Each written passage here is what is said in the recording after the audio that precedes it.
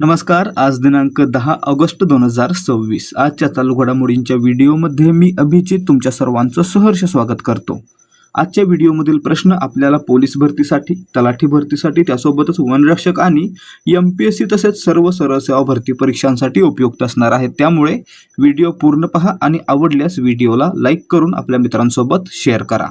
सुरुवात करूयात आजच्या प्रश्नांना. या ठिकाणी पहिला प्रश्न आहे, ऑगस्ट 2026 मध्ये ब्रिक्स देशांच्या राष्ट्रीय सांख्यिकी कार्यालयांच्या प्रमुखांची बैठक भारतात कोठे आयोजित करण्यात आली होती? आता या ठिकाणी पहा, 2026च्या ब्रिक्स बैठकांचं अध्यक्षस्थान कोण भूषवणार आहे? भारत भूषवणार आहे. म्हणजे कोणतीही बैठक होऊ दे, अध्यक्ष किंवा यजमान भारतच असणार आहे. आणि मित्रांनो, 2026च्या ऑगस्ट महिन्यामध्ये 3 ते 4 ऑगस्ट या दरम्यान ब्रिक्स देशांच्या राष्ट्रीय सांख्यिकी कार्यालयांच्या प्रमुखांची बैठक म्हणजे NSOच्या प्रमुखांची बैठक भारतातील उत्तर प्रदेश राज्यातील लखनौ या ठिकाणी आयोजित करण्यात आली होती, म्हणून पर्याय बी याचं उत्तर आहे. पुढे पहा, प्रश्न क्रमांक 2, ऑगस्ट 2026 मध्ये लखनौ येथे झालेल्या ब्रिक्स बैठकीची मुख्य संकल्पना काय होती? आता या ठिकाणी पहा, ब्रिक्स बैठक कुठे झाली? लखनौ या ठिकाणी झाली. कोणाची? नॅशनल स्टॅटिस्टिकल ऑफिसेसच्या प्रमुखांची, म्हणजे जे काही ब्रिक्सचे देश आहेत, BRICS, ब्रिक्स मधील देश कोणते?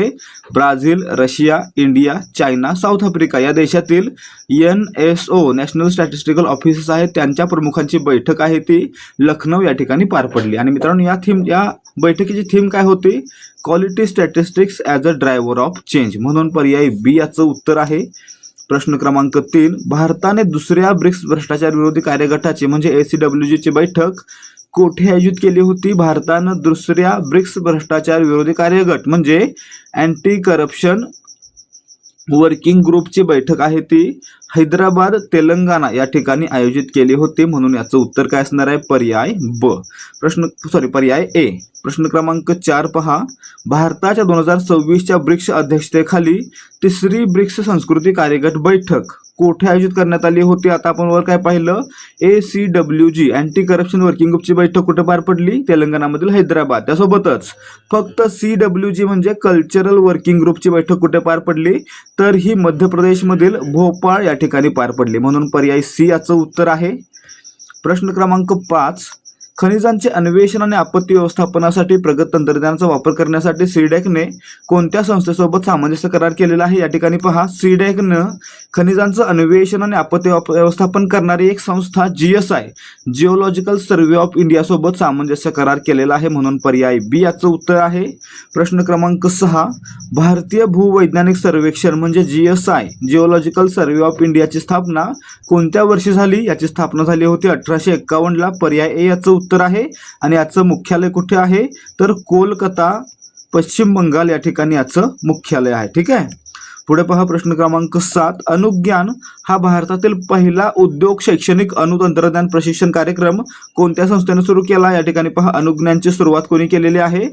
तर IIT हैदराबाद यांनी केलेली आहे, म्हणून पर्याय डी याचं उत्तर आहे. प्रश्न क्रमांक 8, भारताने 2047 पर्यंत आपत्ती अणुऊर्जा क्षमता 8.8 गिगावॅट वरून किती गिगावॅट पर्यंत वाढवण्याचे लक्ष्य ठेवलेले आहे? या ठिकाणी पहा, सध्या आपली अणुऊर्जा क्षमता किती आहे? 8.8 गिगावॅट आहे. 2047 पर्यंत किती करायचे आहे? 100 गिगावॅट करायचे आहे, म्हणून पर्याय सी याचं उत्तर आहे. प्रश्न क्रमांक 9, भारतीय कृषी संशोधन परिषदेने अलीकडेच तूर पिकाच्या कोणत्या जातीचा भारतातील पहिला T2T संदर्भ जिनोम विकसित केलेला आहे? या ठिकाणी पहा, तुरीची एक जात आहे आशा, आणि याचा मित्रांनो T2T संदर्भ जिनोम आहे तो ICAR म्हणजे भारतीय कृषी संशोधन परिषदेने विकसित केलेला आहे, म्हणून पर्याय बी याचं उत्तर आहे. तुरीला काय म्हटलं जातं इंग्लिशमध्ये? तुरीला इंग्लिशमध्ये म्हणतात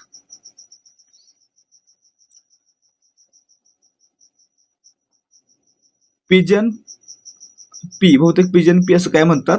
ठीक आहे. प्रश्न क्रमांक 10, आत्मनिर्भरता इन पीपल्सेस मिशन अंतर्गत भारत सरकारने 2030-31 पर्यंत डाळींचे उत्पादन किती दशलक्ष टन करण्याचे लक्ष्य ठेवले आहे? या ठिकाणी पहा, आत्मनिर्भरता इन पल्सेस डाळींमध्ये आत्मनिर्भरता यासाठी भारत सरकारनं 2030-31 पर्यंत एकूण 35 दशलक्ष टनाचं लक्ष्य निश्चित केलेलं आहे, म्हणून पर्याय सी याचं उत्तर आहे.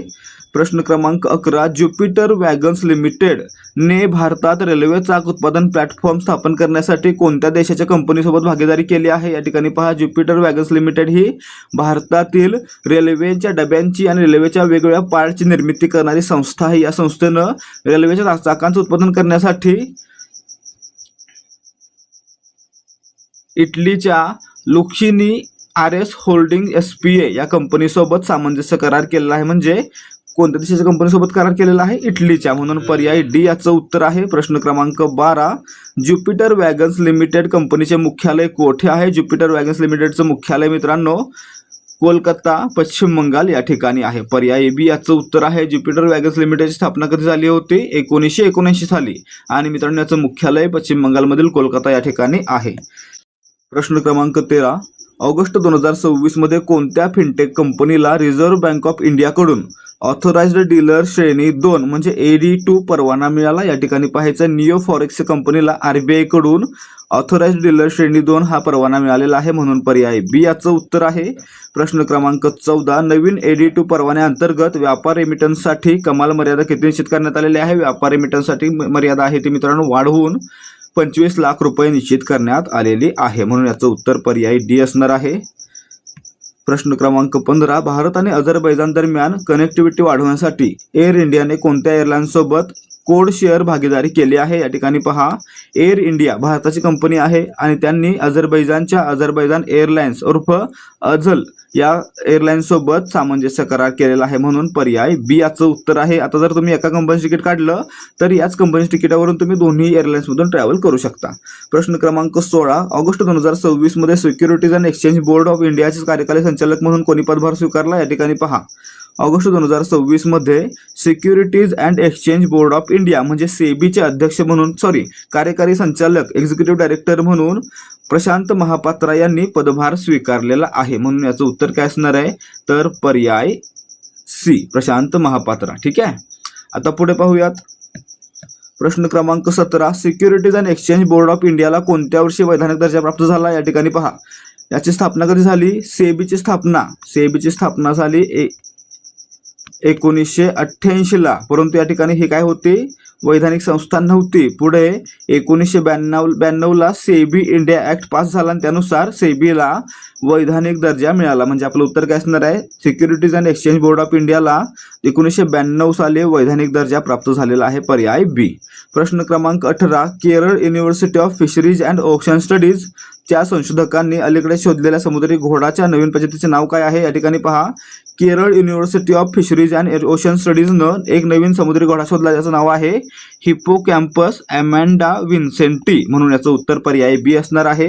प्रश्न क्रमांक 19, हिप्पोकॅम्पस अमेंडा विन्सेंटी या नवीन प्रजातीचे नाव अमेंडा विन्सेंट यांच्या स्मरणार्थ देण्यात आले आहे. त्या कोणत्या क्षेत्रातील प्रसिद्ध तज्ञ होत्या? मित्रांनो, अमेंडा विन्सेंट यांनी सागरी जीवशास्त्र आणि विशेष करून सागरी घोडे यांच्याबाबत संशोधन केलं, त्यामुळे या घोड्याला यांचं नाव देण्यात आलेलं आहे. म्हणून पर्याय बी याचं उत्तर आहे. लक्षात ठेवायचं आहे, हिप्पोकॅम्पस अमेंडा विन्सेंटी यांना अमेंडा विन्सेंट असं नाव देण्यात आलेलं आहे. आणि मित्रांनो, यांचं क्षेत्र कोणतं आहे? सागरी जीवशास्त्र, समुद्र विज्ञानामध्ये त्यांनी संशोधन केलं, त्यामुळे त्यांचं नाव या घोड्याला दिलं गेलं आहे. प्रश्न क्रमांक 20, ऑगस्ट 2026 मध्ये वयाच्या 90व्या वर्षी निधन झालेले डॉक्टर DY पाटील हे कोणत्या राज्याचे माजी राज्यपाल होते? या ठिकाणी पहा, DY पाटील हे त्रिपुरा आणि बिहारचे माजी राज्यपाल होते. म्हणून पर्याय सी याचं उत्तर आहे.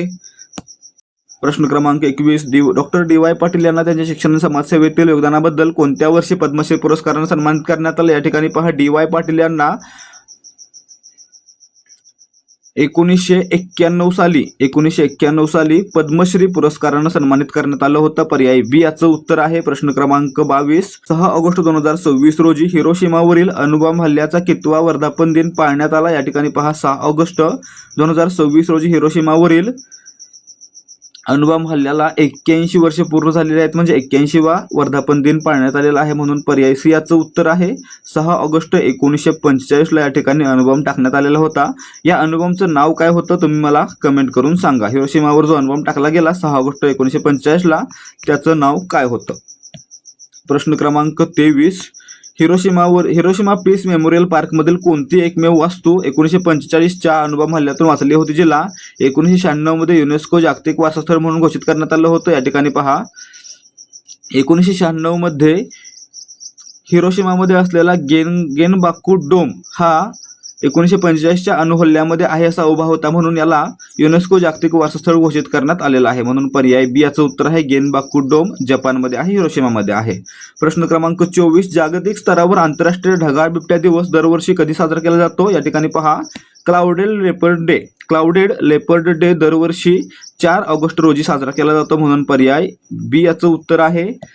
प्रश्न क्रमांक 25, आंतरराष्ट्रीय ढगाळ बिबट्या दिवस 2026च्या निमित्ताने भारत सरकारने ईशान्य भारतात त्यांच्या संरक्षणासाठी कोणती योजना सुरू केली आहे? मित्रांनो, ईशान्य भारतामध्ये विशेष करून मिझोरम राज्यामध्ये या बिबट्यांचं प्रमाण भरपूर आहे. त्यामुळे मित्रांनो, या ठिकाणी या बिबट्यांचं संरक्षण करण्यासाठी भारत सरकारनं कन्झर्वेशन ॲक्शन प्लॅन म्हणजे CAP लागू केलेला आहे. म्हणजे आपलं उत्तर पर्याय सी असणार आहे.